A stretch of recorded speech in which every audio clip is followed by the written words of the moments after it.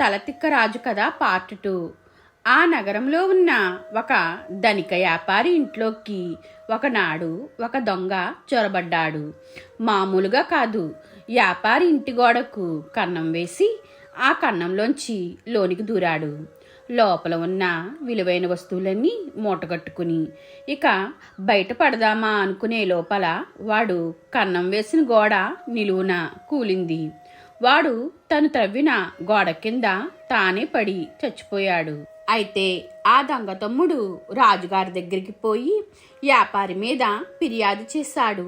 ప్రభు, మా అన్న తన కులవృత్తిని సజావుగా నిర్వర్తిస్తుండగా ఒక గోడ అతని మీద కూలి అతని ప్రాణాలని నిలువునా తీసింది. దానికి కారణం ఈ వ్యాపారే. అతను గోడను బలంగా దృఢంగా కట్టి ఉంటే మా అన్నకు ఇలాంటి గతి పట్టేది కాదు. తమరు ధర్మమూర్తులు, దోషిని కఠినంగా శిక్షించి మా అన్న కుటుంబానికి న్యాయం చెయ్యాలి అని. రాజుగారు వాడికి న్యాయమే గెలుస్తుంది అని భరోసా ఇచ్చి వ్యాపారిని పిలువనంపాడు. వ్యాపారి రాగానే ప్రశ్నల వాన మొదలైంది. నీ పేరు వరహాలశెట్టి ప్రభు. చచ్చిపోయిన ఆ వ్యక్తి మీ ఇంటిని దోచుకునేందుకు వచ్చినప్పుడు నువ్వు అక్కడే ఉన్నావా? మా ఇంట్లోనే ఉన్నాను మహారాజా. వాడు గోడకు కన్నం వేసి ఇంట్లోకి దూరాడు. గోడ బలహీనంగా ఉంది. అది వాడి మీదనే కూలింది. దోషి తన నేరాన్ని ఒప్పుకున్నాడు. దోషి కట్టిన గోడ ఒక వ్యక్తి ప్రాణాలను హరించింది. దీనికి పూర్తి బాధ్యత దోషిదే. మేం నీకు తగిన దండన విధిస్తాం వరహాలశెట్టి. కానీ మహారాజా, అన్నాడు వరహాలశెట్టి.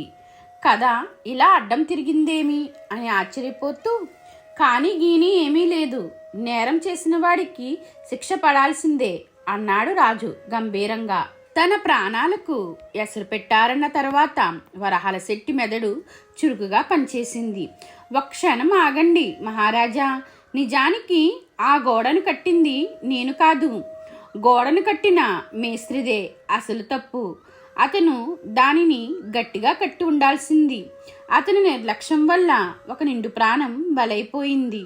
మీరు అతన్ని శిక్షించాలి మహాప్రభు అన్నాడు శెట్టి. గోడను కట్టిన మేస్త్రి ఎవరు అడిగారు రాజుగారు. ప్రభు, ఆ ఇంటిని మా నాన్నగారి హయాములో కట్టారు. అప్పుడు మా ఇంటి గోడ కట్టిన మేస్త్రి ఇప్పుడు ముసలివాడయ్యాడు. నాకు బాగా తెలుసు, అతను ఇక్కడికి దగ్గరలోనే ఉంటాడు అన్నాడు వరహాలశెట్టి ఊపిరి పీల్చుకుంటూ. మేస్త్రిని పిలుచుకురమ్మని సేవకులను పంపారు రాజుగారు. వరహాలశెట్టిని క్షమించి వదిలేస్తూ కొద్దిసేపటికి మేస్త్రి వచ్చి నిలబడ్డాడు.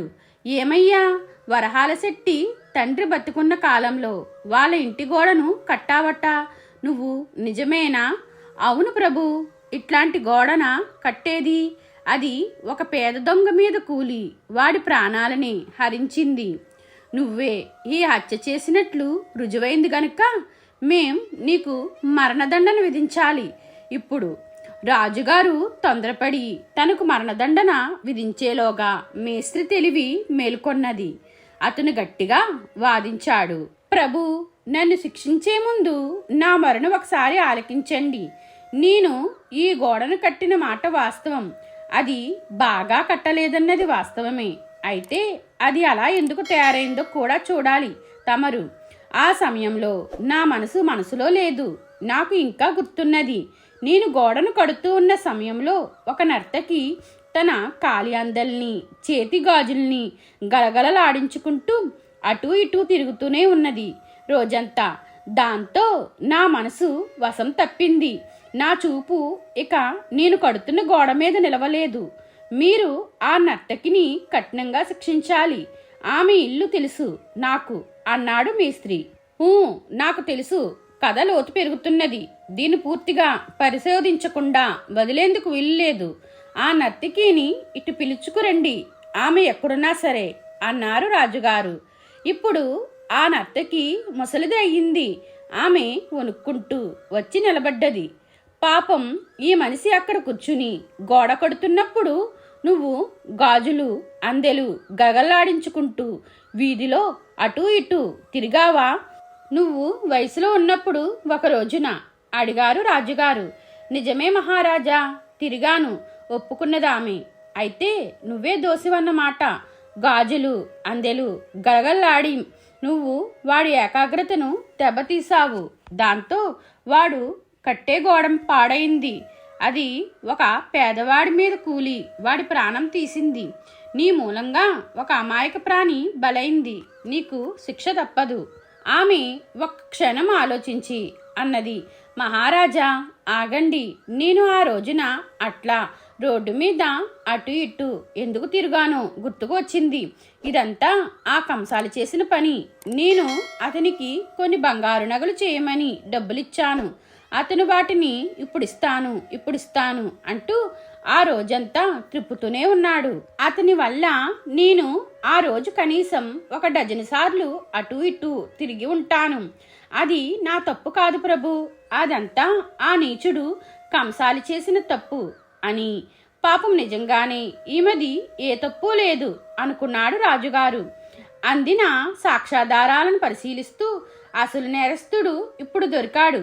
పొండి పోయి ఆ కంసాలిని ఇటు ఈడ్చుకుని రండి అని సైనికులను ఆజ్ఞాపించాడు.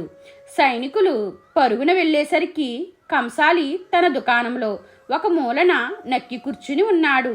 తన మీద వచ్చిన ఆరోపణలు వినగానే అతను కూడా తన కథ వినిపించాడు. తర్వాత ఏం జరిగిందో తెలుసుకోవాలంటే పార్ట్ 3 చూడండి. మీకు ఈ వీడియో నచ్చితే లైక్ చేయండి, షేర్ చేయండి, కామెంట్ చేయండి, నా ఛానల్ని సబ్స్క్రైబ్ చేసుకోండి.